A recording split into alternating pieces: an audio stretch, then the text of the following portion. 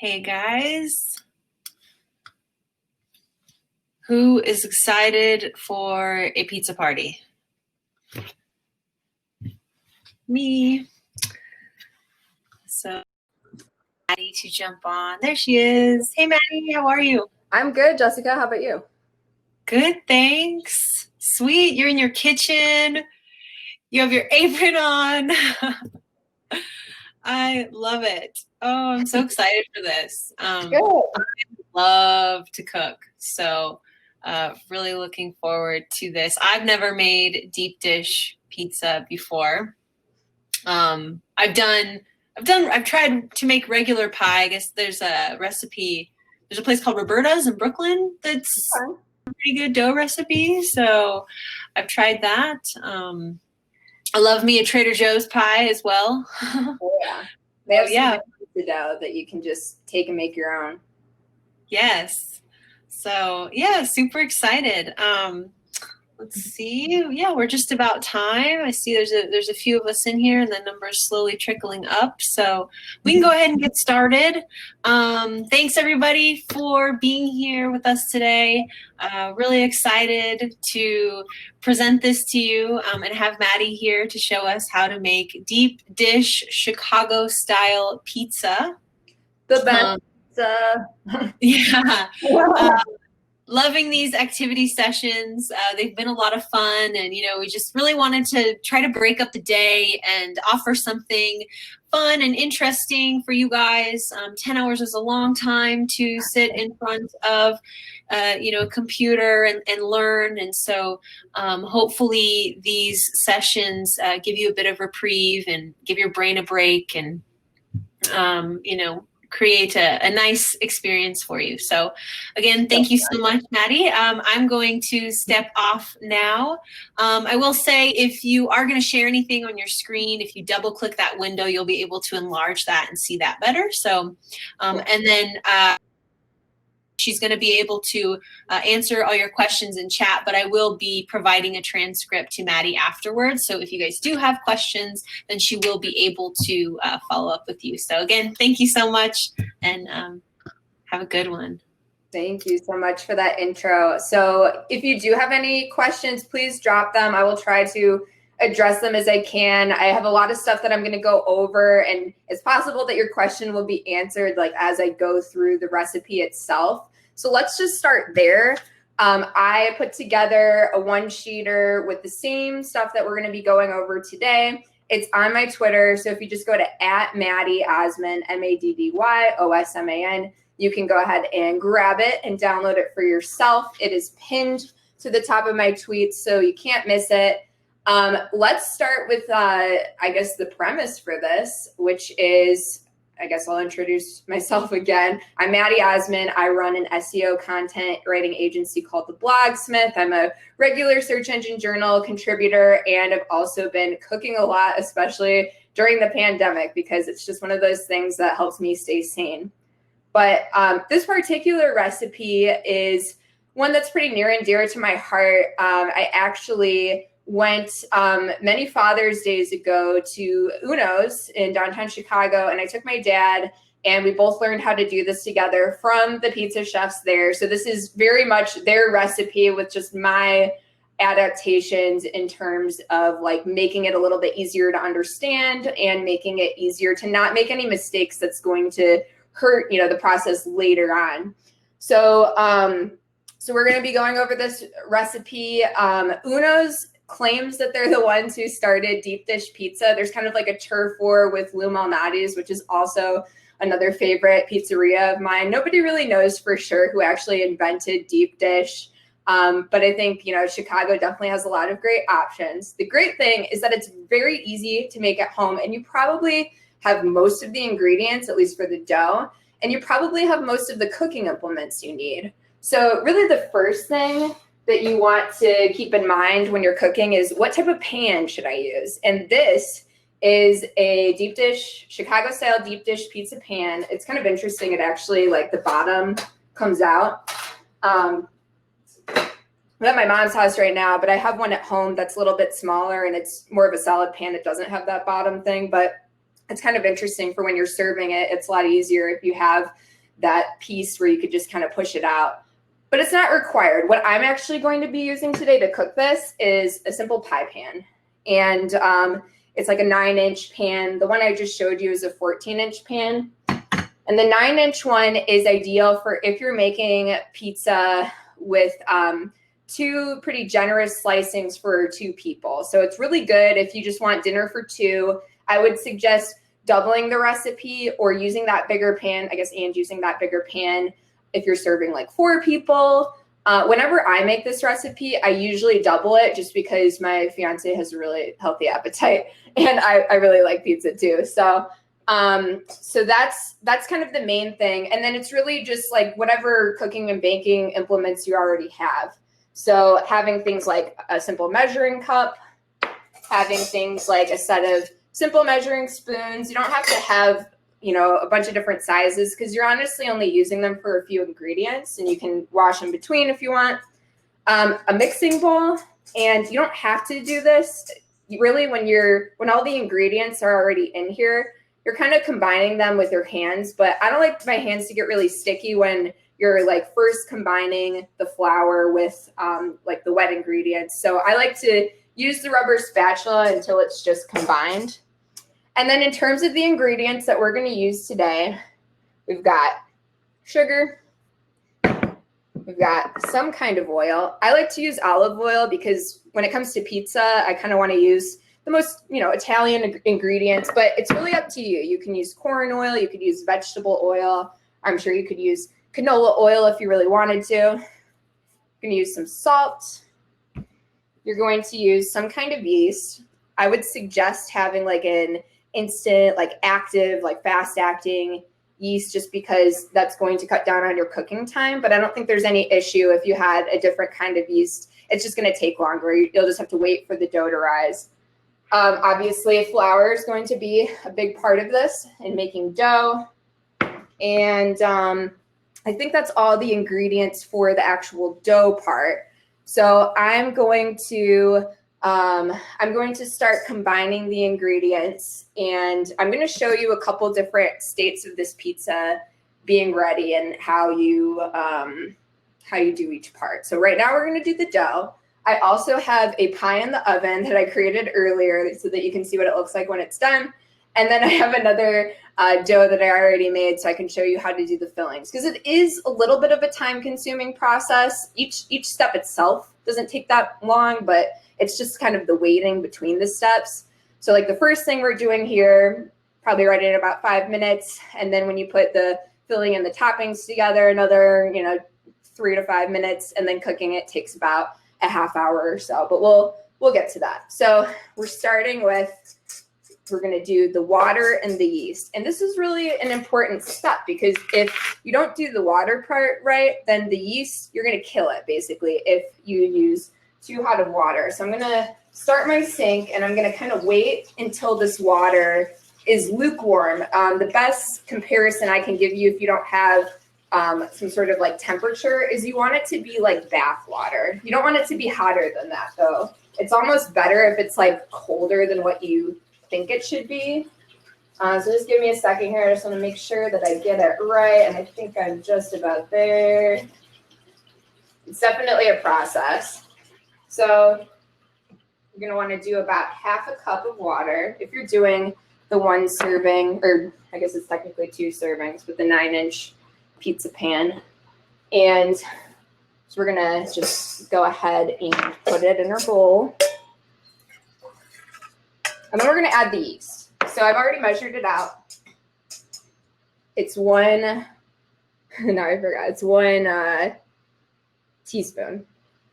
It's okay too if you accidentally put a little bit more than necessary. It's not going to affect the structure of your pie. So what I'm doing right now, try to show you without it tipping over.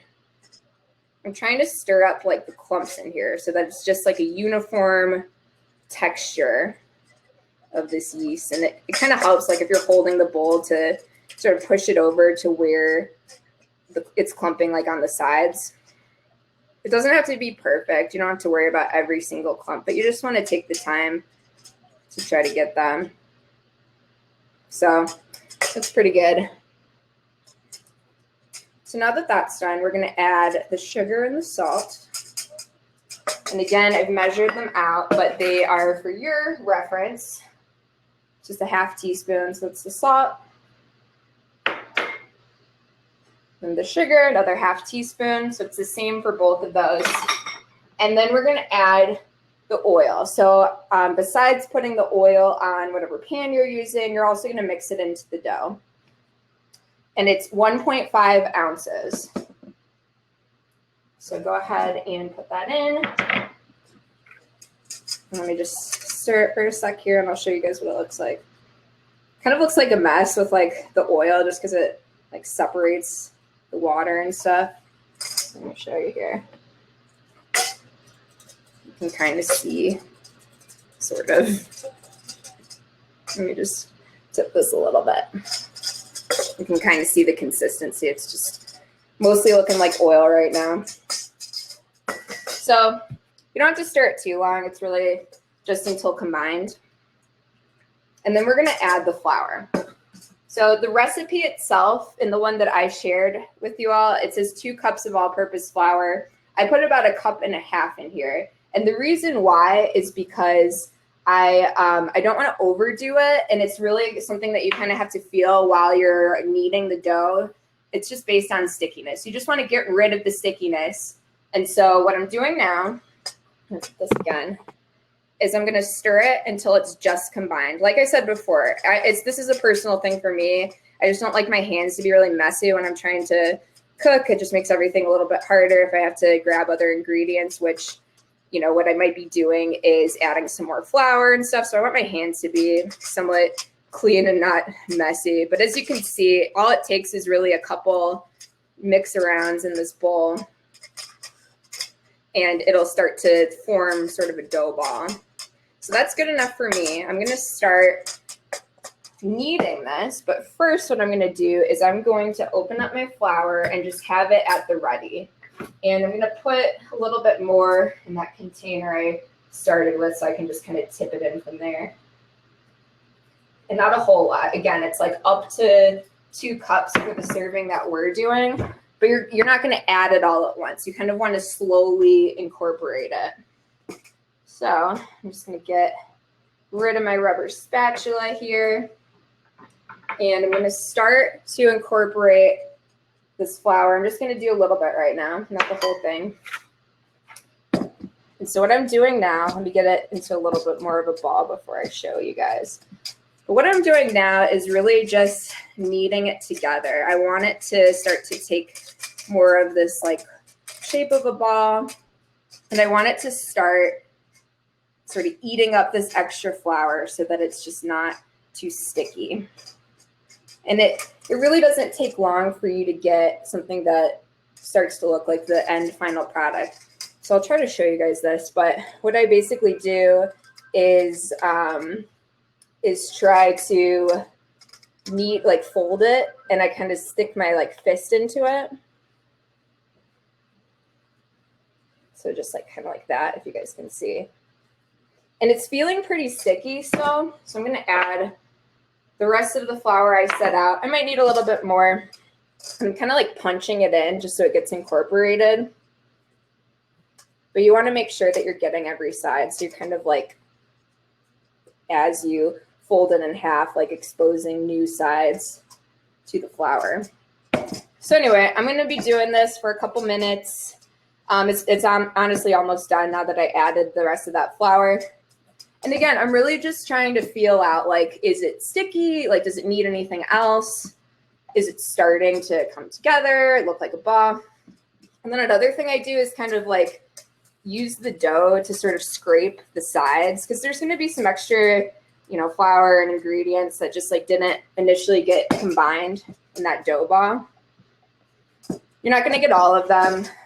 You don't really have to, because at every step you're really incorporating all of these ingredients together. So it's not like there's a, you know, a pocket of like too much salt or whatever. So you don't have to worry too much about those extras. But yeah, so you really just knead this, not for too long. I think it actually needs just a little bit more of this flour. I'm going to use my measuring spoons because my hands are sticky now, so don't want to get the flour cross-contaminated with this pizza dough. And so once you're done with this step, you're going to cover it with some saran wrap, or if you have a silicone cover, whatever. It doesn't really matter too much. You could probably use aluminum foil if that's what you have. That's the good thing about this recipe, is that it's pretty forgiving with a lot of the steps, minus the yeast step and if you get the water too hot. But even then, like, you can honestly still work with the dough if you have to. So the dough is feeling pretty good. You can see that it's like, there's no like obviously like sticky parts. Like when I press it, it doesn't stick to my hand. It's pretty well incorporated. So I think this dough is done. And that's how long it takes. So let me just rinse off my hands, and then I'm going to put this in the refrigerator, or I just set it aside for now. And then we're going to go through the filling step with the one that I already let rise. So let me grab that. All right. So this is a dough that I made earlier today with the saran wrap on it. And you can see like it got way bigger. Maybe I can show you these side by side. It's about twice the size of the dough that I just made. It's stuck to the saran wrap just a little bit, which is not a big deal. So don't worry if you see that and it looks a little more, kind of funky at the top. That's not a problem. So now that I have the dough ready, I'm ready to create the structure of the pizza. So I'm going to take my pie pan. And what I'm going to do right now is, because it's not a deep dish pan, I'm just going to spray it with some olive oil spray. I want to get the bottom. I want to get the sides. Just want to make sure that it's going to be easy to get out once it's done and nothing sticks. So we're going to take this dough that's already done. You can see it kind of has some like give to it. And I'll show you this step by step. So what I'm starting with is just spreading it out on the very bottom of the pan. And I'm trying to sort of like start with the middle in terms of like moving the dough around so that I can get it closer to the sides and make sure that I have enough dough for the sides, because we're going to create a crust that goes all the way around the sides. So you can see it's sort of starting to come together. So now what I'm going to do is just press it up to the sides, start to create the structure of my deep dish. You want to make sure that there's no part of the bottom of the pan or even the crust that's just exposed. There should be a fairly even layer of dough everywhere. You don't want any part to be, like a lot larger of a concentration of dough either. So this is kind of what it's starting to look like. And you can kind of see I've started to sort of press in right at the base of the crust on the sides to kind of give it a little bit more structure. Depending on the type of pan you have, you might not have the side crust go all the way to the top. All right, we have a question about, do you leave the dough to rise in the fridge or room temperature? Okay, I think either is okay. I think it just depends on how long it's going to take until you're going to put the filling in. So if you're making the dough and then you're leaving it for like an hour or more, I would put it in the fridge. But if you're going to make it right away, you can leave it out. I've done it both ways, and there haven't been any issues. So anyway, you want the dough to rise, or you want the dough to get up as high as you can without thinning it out too much. And luckily the dough that I made here was pretty generous. Like I could still, if this pan was bigger, I could probably still make it work. But the idea is that the sides are high enough so that the ingredients don't go over it and start to burn. So now we're going to start to add the fillings. And the fillings are slices of mozzarella cheese. The slices is important. You can add shredded cheese after you have a base layer of slices if you want, but in order to sort of create this base layer, it's a lot easier to do and make sure that all the dough is covered evenly with slices. Or it doesn't even matter if it's evenly as long as it's covered. So we're going to do that. I'm going to use pepperoni. I've actually really enjoyed using salami lately. It just has slightly different taste. I think it just adds something nice to it, but I didn't see it at the store today, so I just grabbed pepperoni.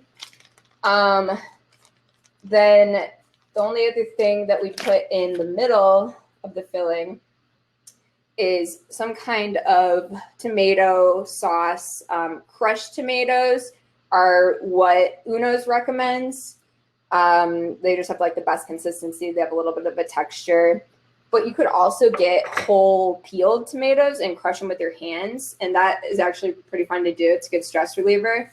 So that's another thing to consider. One thing that I will tell you is the type of tomato you use also affects the flavor. And a lot of the flavor comes from the tomato sauce because we're really not adding a whole lot to this recipe in addition to the fillings. There's a garnish that I'll go through. But San Marzano tomatoes are really like the absolute best. You can get them crushed. They definitely have them at Trader Joe's. And if you have a good selection at your local grocery store, you should be able to find them there as well. All right, so we're going to go ahead and start with the first part of this filling, which is the mozzarella slices. So what I like to do, and I'll show you after I set them down, is put a base layer of about 4 at the very bottom. So I got to get the other package too, because I used a couple of these when I was making that other pizza that's currently cooking. So if you're planning to make more than one of these 9-inch pizzas, I would recommend maybe getting 2 packages of these mozzarella slices. So what I did first was I put 4 down, kind of like that. And you can see there's still corners exposed. So I'm going to start doing like halves of each slice to sort of cover those corners up.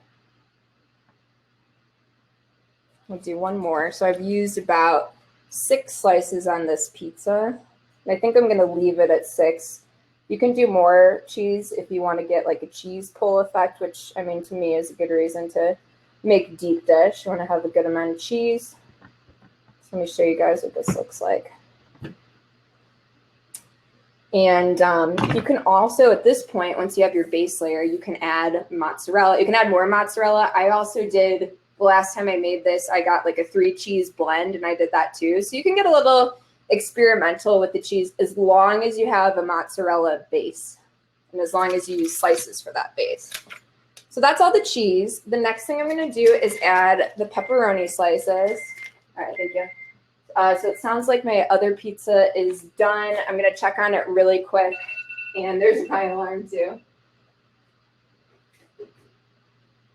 And it looks pretty done. I'll show you guys that as soon as it cools off. So just give me a moment to get it out of the oven. I cooked this pizza for about actually exactly 30 minutes. And it worked out well in my mom's oven in Illinois.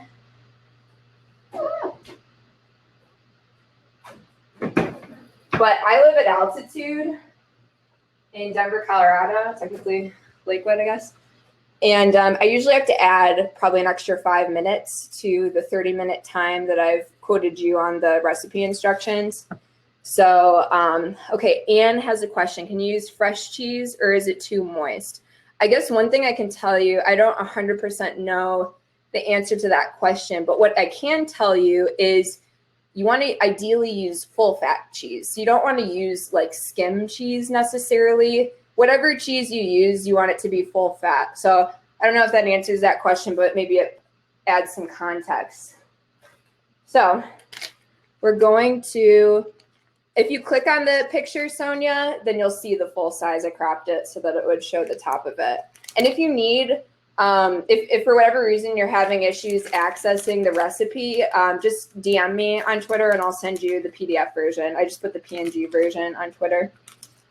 So now we're going to add a layer of the pepperoni to our pizza in progress. And let me put some down and then I'll show you guys what it looks like. But I I kind of aim for full coverage, and I don't like super love pepperoni, so I'm not going to go overboard with this, but I think that if you did, like, that would be fine if you wanted to do an extra layer on top of what I'm going to do. So what I'm doing right now, I'll show you kind of in progress. I'm doing a layer on like the outside first, and I'm kind of like going into the middle. So let me just finish the middle. You can overlap the slices a bit. I mean, there's no issue with that. It's really personal preference at this point. The most important thing is that you get that base cheese layer in first.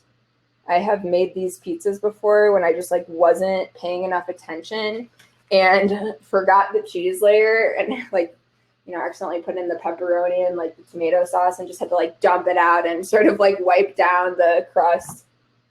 So this is what my finished pepperoni layer looks like. And what I'm going to do next is I'm going to add the crushed tomatoes.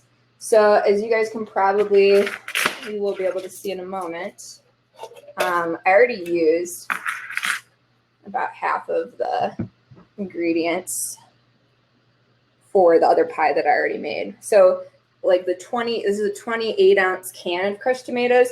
Really ideal if you're going to be making a double serving of your pizza recipe. And if not, just get I think it's like a 15 ounce can, and that'll be good for one. So I'm just dumping it in over these layers that I already made. I'm just going to use the rest of the can because I used about half before.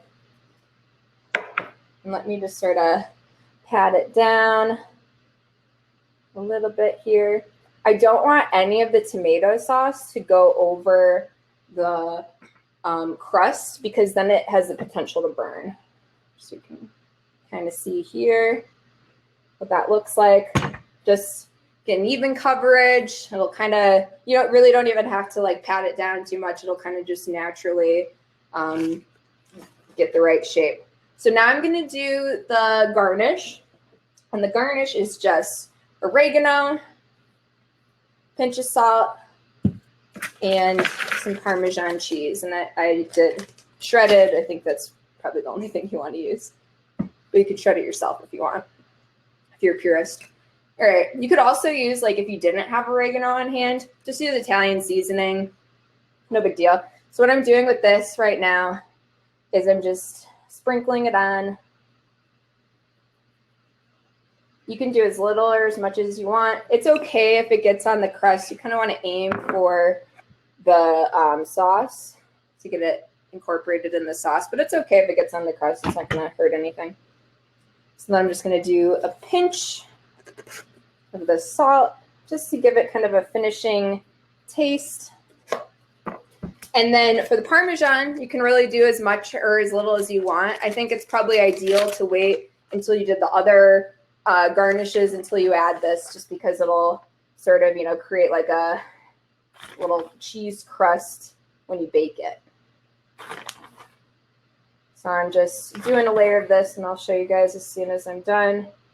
You kind of want to try to keep it off the crust, but again, it's not gonna really hurt anything unless you like overdid it, putting the cheese on the crust and it burning.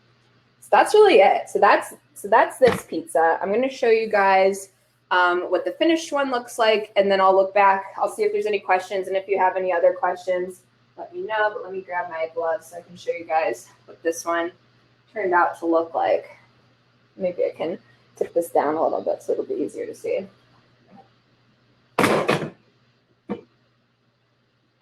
So the tomato sauce is a little soupy. It should cool down as it cools. It'll congeal a little bit. Or you could cook it a little bit longer than I did. I'm going to go ahead and put this on the side here. Sorry for the background noise. It's my mom's dogs, I think, barking at the dogs next door. What can you do? They didn't bark all day until now, but anyway. So I think I forgot to mention, you put it in the oven at 400 degrees for about 30 minutes. And then I did say that if you live at altitude, to add maybe an extra 5 minutes. As long as the crust isn't getting like over golden or getting really dark, then you should be fine. in terms of, you know, continuing to bake it so that the tomato sauce comes together and then just so that like cooks through. But okay, Liz is asking, tell us again how to get the PDF of the recipe. So if you go to my Twitter, it's at Maddy Osman. I'm going to type that into the chat just so you have it. On Twitter, pinned to the top of my tweets. But you guys can grab the recipe there. I think that Search Engine Journal is planning to send out a after this session, I had sent them a copy of it as well, the PDF copy. And so you should be able to access it just, you know, by coming to this session and whatever they send out after the fact. But again, if you're having any access issues with it on Twitter, just DM me, or you could also email me, Madeline, MADELINE .Osman, OSMAN. I guess I'll drop that in the chat too. At gmail.com if you have issues or if you have any other questions. So, and make sure to, when you go on Twitter, click through the picture, like don't just like look at it, but make sure to click it so you can see the full recipe. We have another question from Terry. So the cheese in the bottom is what helps solidify the pizza filling. Yeah, I think that's what it is. It kind of like gives it something to stick to. It provides the base. I think it also helps so that like the tomato sauce doesn't burn while it's cooking. Something about that. I just remember that when I originally learned how to make this pizza, it was, they really like drilled down that point that the cheese has to come first and it has to cover everything. And that's, everything else kind of pales in comparison of importance to that specific element. So let me see if there's any other questions that I missed, because I think we are going over time now. And if you guys have any other questions, this is kind of your last opportunity in terms of right now. But again, you can always find me on Twitter or use my email. More than happy to chat cooking and how to make, you know, the most awesome Chicago-style deep dish pizza. I don't think that I'm seeing any other questions right now. So give it another minute or so, and then I'll sign off and probably eat one of these pizzas. But thank you, Terry, for coming. Thank you, everyone, for checking out my live stream. This was really fun to do. And now I have dinner done for the day. So that's a nice added bonus. Thank you, John, for coming. I hope you guys, you know, are planning a pizza night sometime in the near future. I would love to see what you guys create and if you add any sort of like interesting extra ingredients. I guess that's one last thing I can leave you with is the fact that if you're going to do something different than what I showed you, say if you wanted to add sausage or some vegetables, it just takes a couple extra steps, which is why I didn't talk about it during this live stream. So make sure that you're looking up a recipe that gives you the right instructions for that, because usually what it is it requires like adding already cooked vegetables and adding them like a little later in the process. And if you use raw sausage, actually, I'm not even sure if you can use raw or if it has to be cooked, but I do know that it has to be cooked longer if you do it that way. Let me just look over my notes really quick one more time to see if there's anything else that I have to share with you guys. Once you take the pizza out from the oven, you're going to want to let it sit for like 5 or 10 minutes, and then you can cut into it. It's easiest if you have a pizza cutter, but sometimes I just use like a butcher knife, honestly. And then, you know, if you added a lot of cheese, give yourself some time to like get that cheese pull, get that cool cheese pull picture. I think that's pretty much it. Yeah, so at any rate, thanks so much for coming. Stay in touch if you have any pizza questions. And with that, I will be signing off. So have a great rest of your day, everyone.